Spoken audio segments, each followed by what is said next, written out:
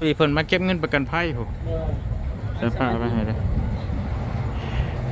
สวัสดีแล้วตรงนี้ไอ้นี่ตัวใหญ่นี่ฮะเบิ่งเอามาเบิ่งเลื่อนมาเบิ่งตัวใหญ่นี่ยกได้อยู่บ่ล่ะนี่เพิ่นฝากมาให้โอ้รักเติบเลยโอเคไปเพิ่นว่าอันนี้อันเดียวบ่คันว่าสิแม่นเด้กล้องซ้ำนี่แหละพี่น้องเอ้ยใช่เพิ่นฝากมาแต่ไทยราคา100,000นี่เด้แม่121,000 กีบประมาณ200 บาท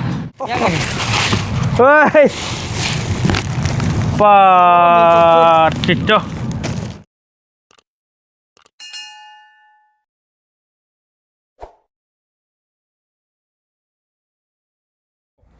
เอาให้แล้วนี่มีป่ะเงินจะมีป่ะเดี๋ยวเอาให้ในกระเป๋าเพิ่นมาเก็บเงินประกันภัยว่าซั่นเอาให้แป๊บนึงเอากระเป๋าพดไว้ฮะเอาใส่ผ้าเล่นไปให้ครับเพิ่นมาเก็บเงินประกันภัยไม่ตายเท่าจะคือว่า2 คนบ่เนาะยัง2 คน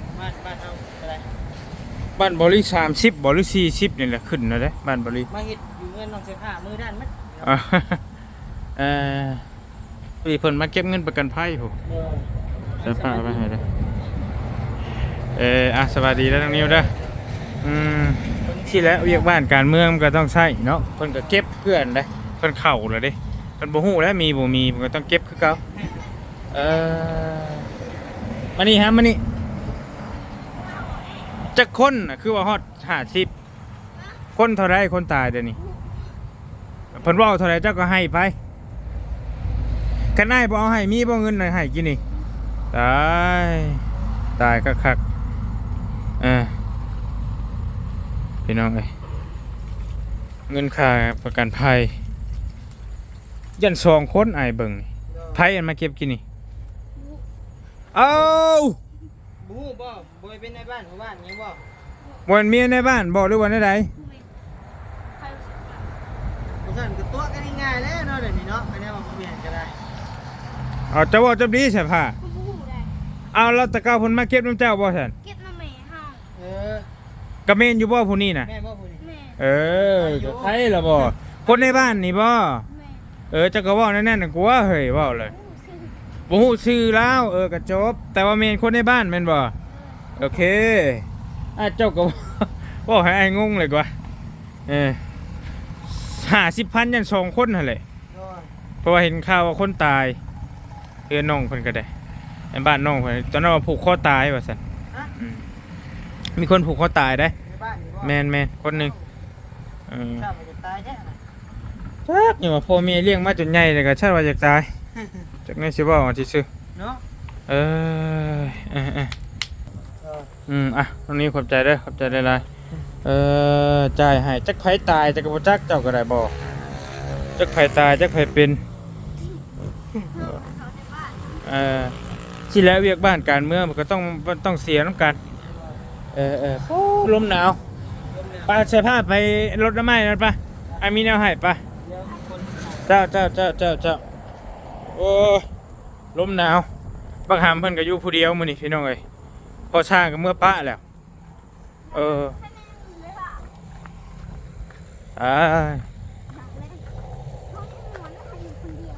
อยู่คนเดียวม่วนไปได้อยู่ผู้เดียวโอ้ยเพชรเอาเลยว่านั่นก็ไปโอเคเอามีผู้ใหญ่ใจดีเพิ่นฝากกล้องมาให้เจ้าน่าจะเป็นตัวใหญ่นี่ฮะเบิ่งเอามาเบิ่งเลื่อนมาเบิ่งตัวใหญ่นี่ยกได้อยู่บ่ล่ะนี่เพิ่นฝากมาให้แล้วมีน้องบุญสายฟ้าวะบุญทวีบ่ตัวนั้นบ่แม่นมาไหมอยู่ในนี่แหละโอเคเอาตัวนั้นบ่แม่นยังว่าเอาตัวเดียวนี่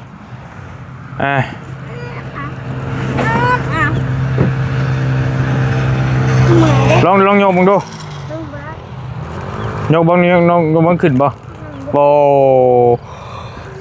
ห้อยนิ้วไปน้องนิ้วเอ้ยแน่เอา พร้อมกันแทบันนี้หาเน่ยกกองช่วยเน่จักมีอย่างเน่นี่ ผู้ประจักษ์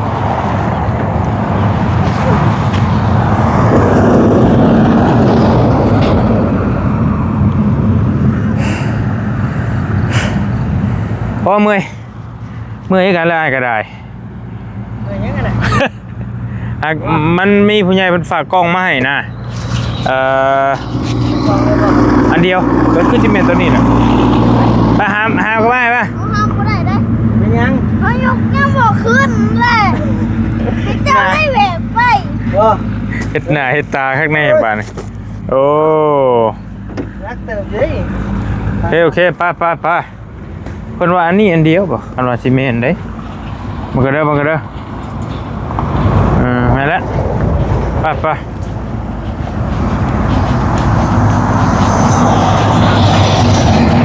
เมื่อยแล้วเนาะจะท่าเนาะ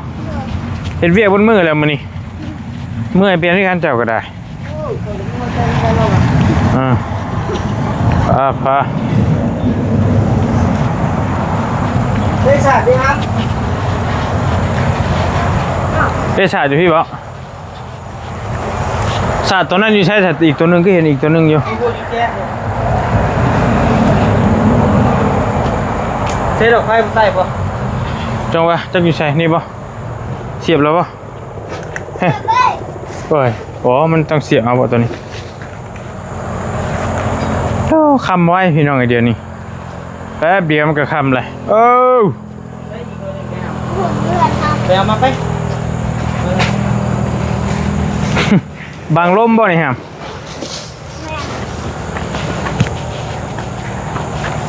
แม่ แม่นแล้วยับไปพอยับไปพอดึงสาดไปยับไป ผมไม่อยู่วัน เก็บมันตกนี่ไงคะ หน่อยดีไหมฮะล่ะ ไม่บอก เปิดแล้วดอกกระเจ้าชมว่าเพื่อนห้าวในมือจะนะอะไร เอาเลย เฮ้ยพวกผมไม่ได้อยู่นี่ด้วย โอเคไปพุ่งอีกบ่เท่านี้กันปลาถ้าลมหนาวพี่น้องเอ้ยโดย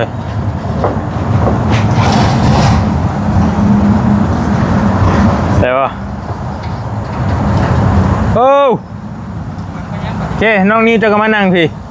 น้ำกันนี่โดยจิตเตอร์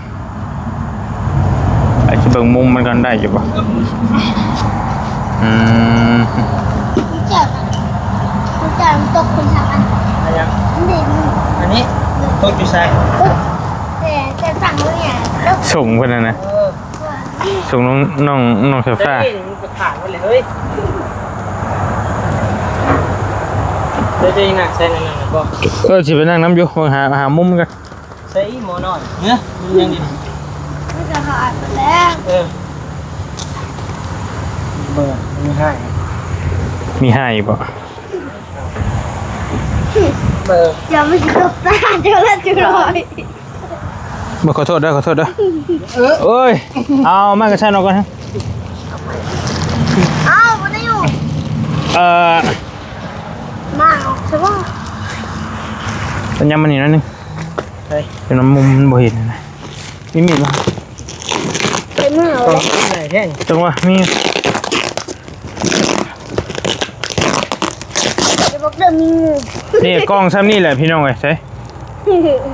เพิ่นฝากมาแต่ไทยราคา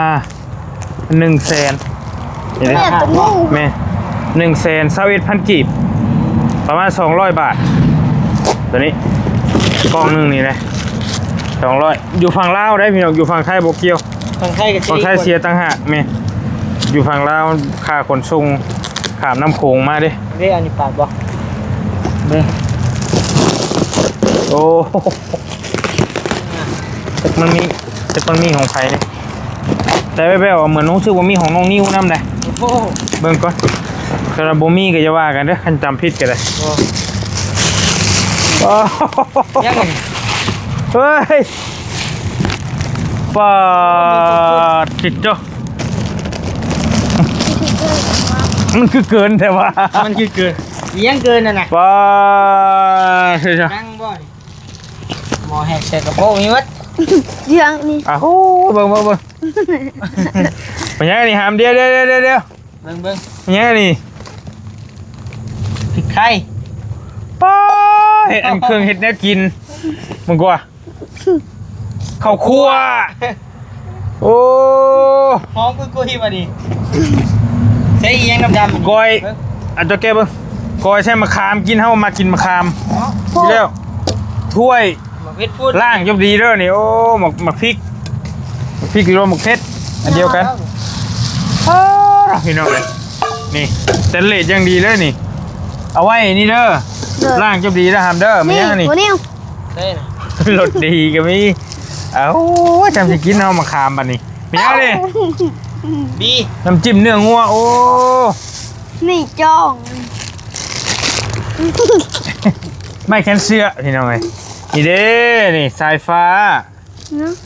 อย่างนี้นี่ เสือ โอ้ เป็นหินหมักใส่ยังโอ้แจ็คไปโป้ โมเมนต์แจ็คแปโพ ยังก็ โอ้จักสิมียังครับ บ่อาม ฮะ เสือบ่อาม ปออาร์ม บ่อามหูอีก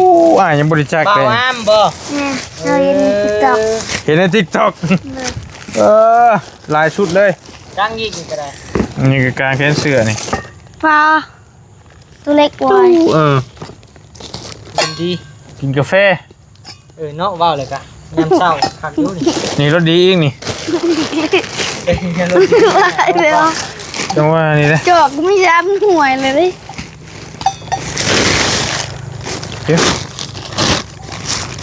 ช่างมันนะโอ้ เดี๋ยว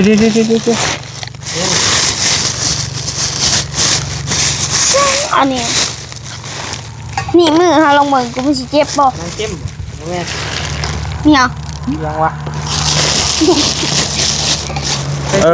น่ากินเด้นี่โอ้เป็นใส่อั่วบ่ได้อีกสักอย่างนี่แหละนี่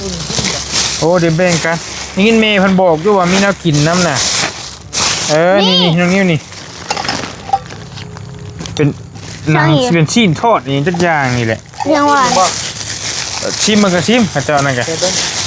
ยังไงอ่ะ บ่ซื้อให้ตัวนี้บุญทวีอันนี้ของอ้ายเจ้าเด้อนี่เด้อ มันกินได้บ่ กินได้น่ากิน บ่มันสุกเลยบ่ ก็เพิ่นว่าทอดละได้ เดี๋ยวก็เนี่ย แม่เพิ่นว่าทอดมาให้แล้วเพิ่นว่าตามเพิ่นว่านะมันยังตัวนี้แม่ ศ บ่ พ มา มือ ฮะ ศพมือ ปอเดี๋ยวจะชิมเลย ป้ามีจักเสือ เอ็นทอ เจ้า ด กัดดอกก็ได้นะเลยว่ามื้อเดี๋ยวสิแบ่งให้กินไว้กินน้ำกันนั่นแหละ โยกเด้อกัดเผาสลบเป็ดเด้อ บ่ฮู้อะไรหยัง จะ แน่ๆต้องเป็นชิ้นแหละ เป็นชิ้นนะ ว้า โอ้ เอาวันเนี่ยถุงมือ แซ่บบ่ได้เรื่องบ่ กินกับข้าวตอนหนึงก็บ่เดี๋ยวตอนหนึงก็บ่หมด แล้วจังแบ่งกันมันมีหลายถุงเพิ่นให้เมื่อแบ่งกันกับหมักแตง โอ้ก๋วยเตี๋ยวขักเชยนี่เห็นปะอยู่ดำเคยชมอะไรกัน ยัง แซ่บเบิ่ง เพี้ยน นี่ผ้าขนหนูคนละพื้นเด้อมีสองพื้นบ่พริกห่าวก็มี ว่าน้ำ นี่ให้เจ้านี่ ก็ไอ้ละล่างถั่วอยู่กินนี่ พอดีแล้วนี่สายฟ้าบอกแม่นล่ะนี่ โอ้โหสีแดงนี่โบชุดใหม่เลย ก็เลยก็แซ่บหน่อยนี่เนาะ เอาแล้วโอ้ไงพูดบ่ไอ้วะโอ้มันต้องบุญทวีพูดอันนี้ นะ ให้อ้ายใช่นี่แต่แม่มันเขียนว่าสายฟ้า แต่ว่ามันใหญ่โพดงามได้เฉือนนี่เดี๋ยวเด้อถุงมือ อันนี้ก็มีตัวเห็นน้ำเกี่ยวกับเป็นเต นี่บุญทวี เฮ้ยอันนี้ฉันจอกกินน้ำนะ ลุงช้าง ก็สร้าง ของลุงช้างก็มียังเคยนี่ ไมโล โอ้ยนี่เด้ มีบ่หมอต้มน้ำร้อนเฮา นี่ ต้มมึงดูอ่ะ แป้งนัวหรือว่าผงชูรสอันนี้ก็ถุงเท้า เกือบกูมี ถ้วยใส่เจลพริก รถเตะบ้านบ่อน เมนก็ได้เด็ดโอ้ย เสือทหารได้นี่ งามอ๋อบุญทวีพูดอันนี้เจ้าก็ยังใช้ได้เนาะบอลลี่ก็ยังใช้ได้นี่ แม่เจ้ายังได้ ใหญ่ค่ะกันนี้บุญทวีก็ที่ใหญ่โพูดนี่มันมีชื่อบอกจะให้บุญทวีแหละเอ้าของน้องนิ้วบ่มีบัดนี่บ่แม่นยืนอยู่ในกล่องหนึงทั่วมีของน้องนิ้วนะว่าฉันว่าสิเด้อไปเอามาให้นี่อันหานี่รบกวนนี่อันนี้เป็นถุงเท้าผู้หญิงบ่นี่เจ้าใช้ได้นี่ผู้หญิงผู้ชายใช้ได้เห็นเขาเจ้าใช้อยู่นี่ ประมาณนี้นะ เป็นรองเท้า ว่า เป็นรองเท้าไปแบ่งกันใช่นี่เฉพาะ ว่าติดโต นี่มีหลายคู่นี่เราจะใช้แบบไหนนี่อันนี้มันจะเป็นถุงเท้าไปเลยตัวนี้นี่ลองใช้เบิ่งเด้อไปเลยเด้อ ติดโต ตัวเจ้าใช้ได้เจ้าก็ใช้เอาหลายดีจะแบ่งกันใช้ อันนี้กระทงมือโพซ่าอันนี้กระทงมือ ไม่แขนเสื้อเอาไปใช้ชุดมาให้เบิ่งรู้จักชุดไปมันก็ได้ชุดอะไรก็ที่มันเจ้าใช้ได้ยังไงแม่เพิ่งเบิ่งนี่ของไผ่อันนี้บุญทวีอันนี้จะไปใช้ชุดอันนี้มาก่อนไปอ่ะนี่เด้อเนี่ย เลยบ่น่ะอาบน้ำก่อนเป็นยังไง บ่จะให้ใส่ให้แม่เพิ่นเบิ่งแล้วจังได้จังเปลี่ยนแล้วจังอ่ะ มีแต่เสื นี่ อ ส่งบ่นี่ได้ส่งนี่คู่มันนี่โอเค หลายลิ้นเนาะแม่งส่งมาให้เนาะ โอ้ลายอันแม่ผู้ฝากเงินให้เจ้าหั่นแหละฝากเงินค่า นวล ฮะบ่ให้เพิ่นบ่ให้เอาซื้อบ่ผู้เพิ่นฝากเงินนั่น นี่ ให้เจ้าซื้อซีนน่ะแม่ โอ้ โอเคอันเจ้าไปใช้มาเบิ่ง ไหลขาปึ๊ด ไปแก้เปยอยู่พุ่นก็ได้เด้อ เก็บลองน้ำใหม่บ่ น้องนั่ง เบิ่งดูตัวนี้ถ้าบ่มีก็จะว่ากันเด้อกันพังพิษก็ได้ก็ยังยินแม่เพิ่นว่ามีของน้องนิ้วหั่นน่ะก็เลยว่าได้ของน้องนิ้วมานะ เลยอันนี้บ่ เอาลองมาอีกเฮ้ยมีดเฮาก็มีเนาะเฮาก็ เฮาคือบ่มานี่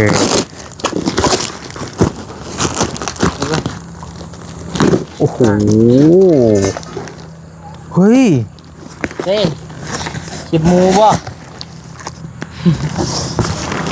โอ้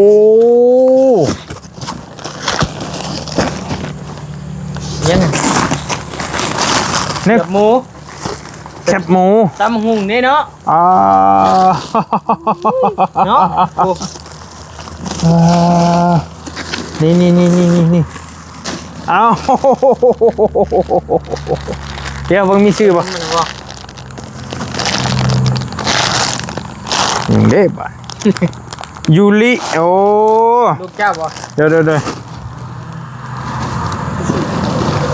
บาลีไว้บ้านโอเค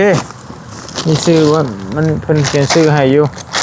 ผมมีชื่อนี่แบ่งกันอันนี้เฮาแบ่งกันอยู่พี่โอ้โธ่พี่น้องไอ้บางเนี่ยมีชื่อบ่น้องเบิ่งดู ช่างมัน เดี๋ยว อันตราย ยังไงนะ น้ำพริกก็มี แซ่บได้น้ำพริกนี่ได้ ลุงช่างยาว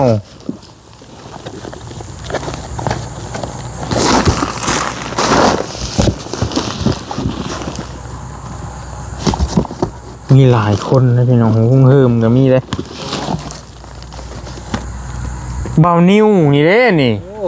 แม่นแล้วอ่ะนี่แม่นแหละเบานิ้วเนาะ โหกล้อง เอาจะแก้บางเองรถเอา พิจารณาบ่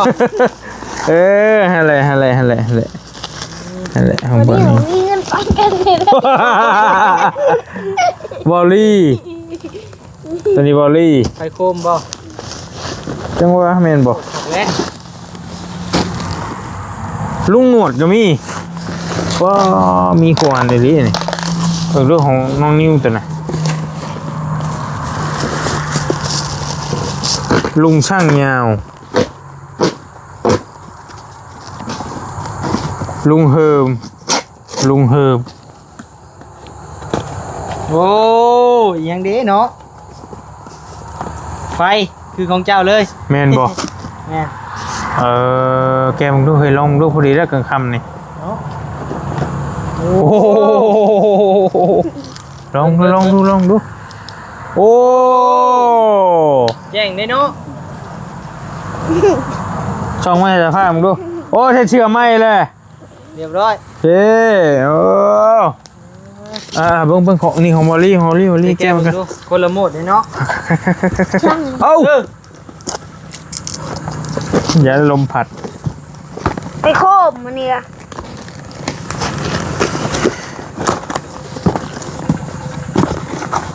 เป็นไฟโคมคือกันโอ้ คือโคบมันนี่วะ คนละ คือกันบ่ บอก ยังของบริคือใหญ่คือคนแท้ดิ โอ้ผมก็เบิ่งคนอยู่อ๋อ โอ้เราหักดิ อ้าว เจ๊ชูหมอมึงด้วย โอ้เดี๋ยวมันต้องหมุนบ่เดี๋ยวโอ้แหงลีตัวนี้ ใช่ปะป้า แหงลีเนาะนี่ โอ้ เนาะ เดี๋ยวโอ้แต่ว่ามันเป็นเหล้าได้พี่น้องมันเป็นเหล้าค่ะกะดีแบบผมเดินเหล้าหน่อยผมเดินไงผู้เรามันเห็นเป็นที่เลยผู้เจ้าก็เป็นเหล้ากันที่ในงัวมาแล้วนะ เดี๋ยวบทของเจ้าของเรา บ่ยันมันแบตมันบ่ทันฉากไปจ้ะบางคนละยี่ห้อบ่ผมก็ใหญ่คือคนนี่แล้วอ่ะ เอ้าเฮ้ย โอ้ของเขามีน้ำอันนี้น้ำได้ โอ้คักกะลีนี่ ได้หรอกเลย นี่ โอ้ โอ้มีไฟไซเรนนำเวลารถเสีย หักลี มีเวลารถเสียก็ได้เด้นี่อันนี้นี่คือบอลลี่มักมันใหญ่ตัวนี้คือเฮาถ่ายคลิปนี่พี่น้องถ่ายคลิปเลยแบบว่าเฮาส่องนะ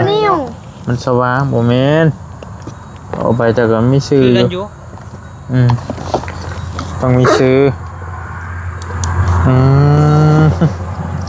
มีบัดคูลุงคูบ่าวเลยพี่น้องบ่อเชียงรู้สึกว่ามีบ่อเชียงมีลุงเฮิมนะเนี่ยสารน้ำคักบังก็ได้เราใส่หัวบ่ บ่สิไปห้อยไว้ส่องลองส่องแสงสว่างเวลาเฮานั่งอะนะ ได้ลองมึงครับ พี่ชายก็ดอกนึงใหญ่อยู่เลย แหงลีนี่ ปิดไฟเบิดทุกดอกก็แม่นความสฟ้าอยู่เนาะมีหลายบ่าวเลยมีทุกบ่าวไล่ก็มีโอ้เสีย ได้หลุดเมื่อเลย เสียแต่เราเมื่อก่อนกินนี่บ่เตียงอันนี้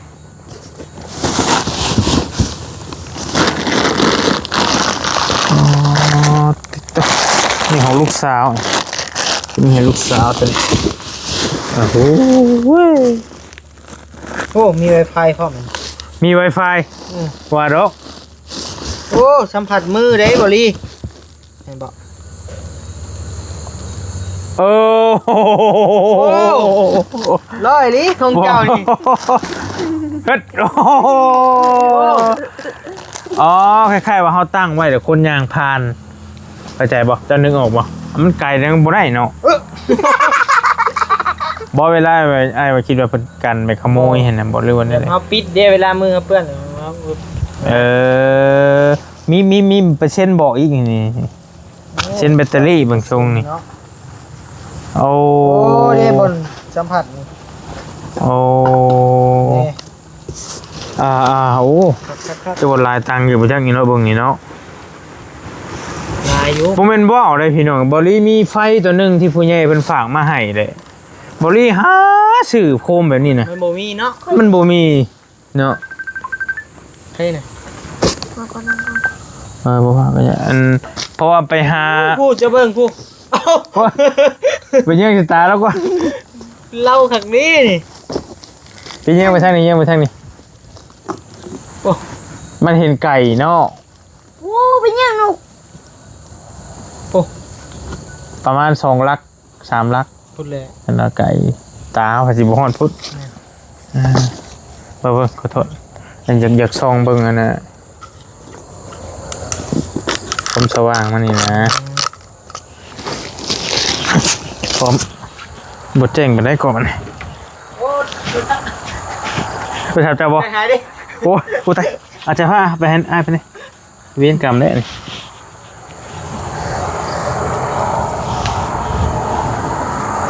เดี๋ยวนะ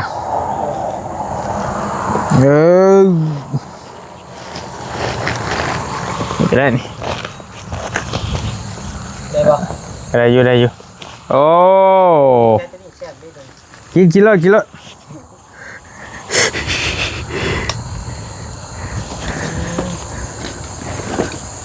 ข้าวเหนียวทอดนี่เนาะยังบอกข้าวเจ้า ยังอยู่หอยยังอยู่เลย ระวังนี่เด้อ งูใช่อีกนี่บอลลี่อันนี้นั่นแม่นของผู้ใหญ่เพิ่นฝากมาแต่เมืองนอกตัวนี้แม่นี่ไว้ถ่ายเวลาเขามักเวลาเขาถ่ายคลิปนะอย่างนี้ได้ของแม่เพิ่นมาตื่มบัดนี้เพราะว่ากันตัวนี้เสียแล้วกันแล้วบอลลี่ก็มีตัวไฟฉายตัวนึงแต่มันเป็นเหล้าเพื่อนนะแต่ว่ามันสิจับเดี๋ยวเขาจับเอาตัวนี้เอาก็คักๆพี่น้องเอ้ยเพราะว่าปรารถนาอยากได้มาโดนละบอลลี่กับไฟเพราะว่าแต่หาซื้อตัวน่ะซื้อบ่900 กว่าบาทโคบใหญ่ๆนะตายแม่นตายแล้วเดี๋ยวนี้โอ้บัด900 ปลายตัวนั้นแกเอ้ยนี่คือที่แม่นแบ่งกันอ่ะนี่บ่มีซื้อกับเจ้าให้แล้วจะแบ่งให้ไอ้นิ้วกินกับแบ่งแกเบิ่งพอดีเนาะเสือกันเนาะ เป๊ะ ชุมนี้ละอ้ายสิเอาไว้ให้อ้ายเบาๆเพิ่นให้หลายเบากับอันน้ำพริกได้แม่เพิ่นฝากมาให้อันจะเอากระปุกนึงเด้อเพิ่นมาแบ่งกันมากินจะเอากระปุกนึงมาจ้ำกินเลยสิว่าให้ใส่ฟ้ากระปุกนึง ปิดตัว แม่น้ำพริกนะ พริกข้างนอก จักชิเมน ได้ยะ กันบอกให้มันคักนะเอาเข้ามาจ้ำเราได้ เอาที่ อีหลีนี่เป็นว่าวดอก เอาคนมาดิให้มันคักวะเนี่ยของบริเนาะเนาะคักเดี๋ยวนี้สิไปแจกจ่ายคือสิเบิดละมีแค่หมูที่คลุงหาแค่หมูฮะก็ปันกันนี่แหละ เดือดซ้ำนี่ บ่มีชื่อบ่ บ่มีแล้ว บ่มีบ่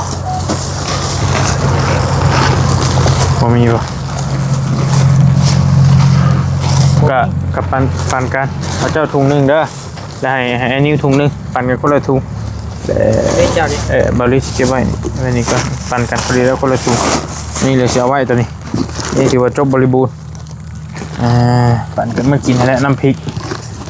ต้องคือชิบเบิดลายทางเกือบอยู่โมเมนต์ว่าดอกพี่น้องเมย์กันกัน แต่โคมสิก็เป็น1,000-2,000ถึงจัก เมย์ ก็จะกลัว ค่าฝากอีกได้ค่าฝากเมย์เพิ่นก็ออกจากฝั่งลาวค่าฝากในบริไปเอานั่น2 กล่องนี่ประมาณ400 บาทตัวมันกล่องละ200นะ ตัวนี้ก็จะกินขนมปลา แกะแต่ว่าเราเสียอยู่ฝั่งไทยก็บ่ฮู้ว่าเพิ่นเสียเท่าไหร่นี่กันต้องว่ากันพี่น้องว้าที่ตัวจักเมนยังแบบเพิ่นใส่ใจดีนะเพิ่นใส่ใจทุกขั้นทุกตอนดีได้พี่น้อง เฮาอันบ่มีอันนี้เนาะ แม่น เฮา แม่นสุดท้ายเฮามาคาเขาขัวเขายังกินเลยมาคามแล้วเพิ่นก็ครับเราก็นำเพิ่นบ่เบิ่งลีนะเพิ่นบ่ปานนี้ดอกแม่ขัวมาให้เลยนี่โอ้ย นี่กระปุกของพ่อ ขอบใจแม่หลายๆเนาะขอบคุณหลายๆนี่ก็ขนมนี่ก็ที่น่ะกินเลยกินตรงนี้รถยังตัวนี้ คือกัน หมดเป็นถางมาให้ต้องพ่อ แม่ก็สิคล้ายๆกัน แซ่บ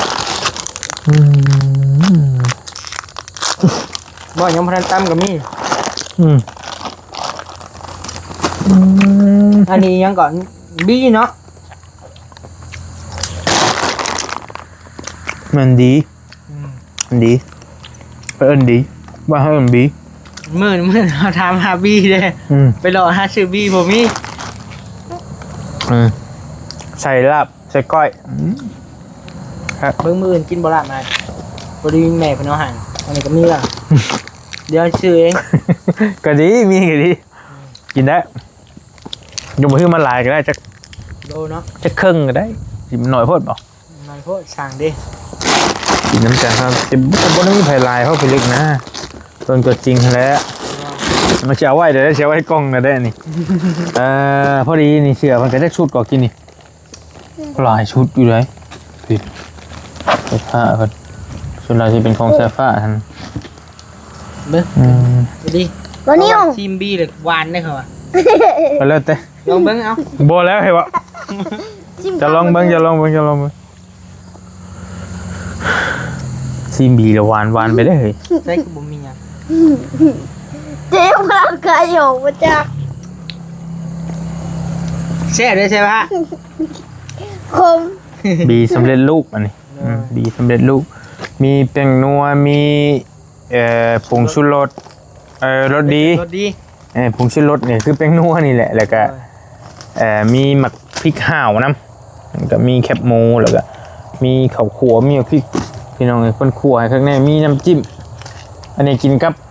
ข้าวเหนียวเนาะ ข้าวเหนียวเด้อคุยกระคักตำมะฮุ่งกินกับแคบหมูอ่ะก็ชื่อนี่ก็ว่าเราไม่ถือได้นี่นะแคบหมูนะอันนี้ก็ห้องบุญทวีนี่ไว้เพิ่นใส่เสื้อกันหนาวนี่น้ำหนาว เบิ้งหวานแช่ซีน ไหนโคคักกรีเนาะกระปุกมันกัน เฮ้ยแกกระบุได้ เฮ้ย มันมีแห้งเบิด แห้งหมด อันนั้นไง ดูรอน้ำเจ้าบ่ นี่ว่ายังไงมาให้ดูครับอันนี้นี่ไม่นิดบ่ โอ้แจกเข็มหมู อันนี้เดี๋ยว ดิ อันนี้ง่ายขึ้นเด้ได้นะฮะอันนี้ง่ายขึ้นเนาะ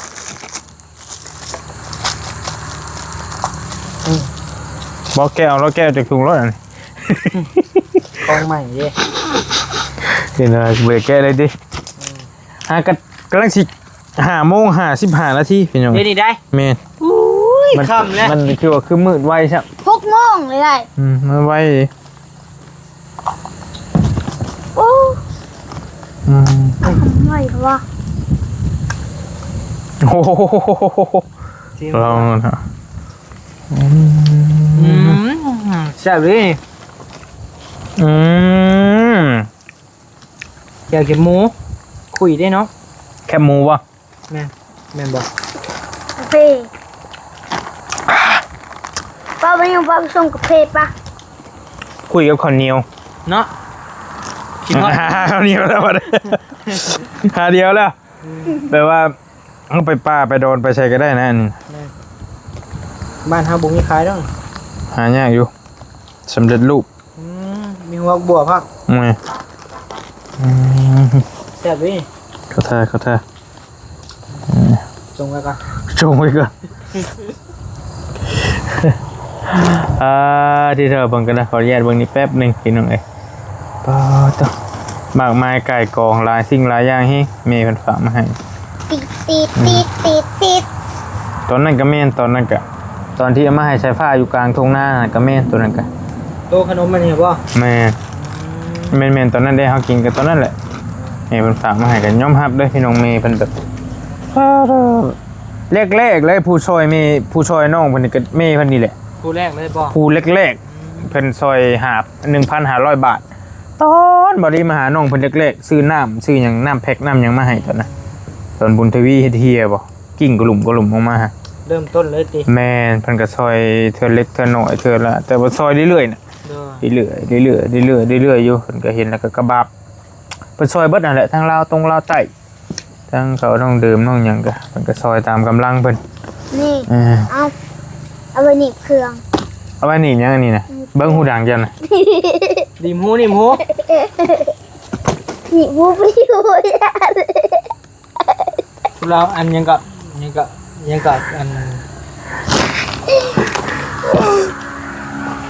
บมือยังใครนี่ เฮ้ยนี่ผู้ดังนี่วะนี่บ่ได้ดอกหูดังบ่มี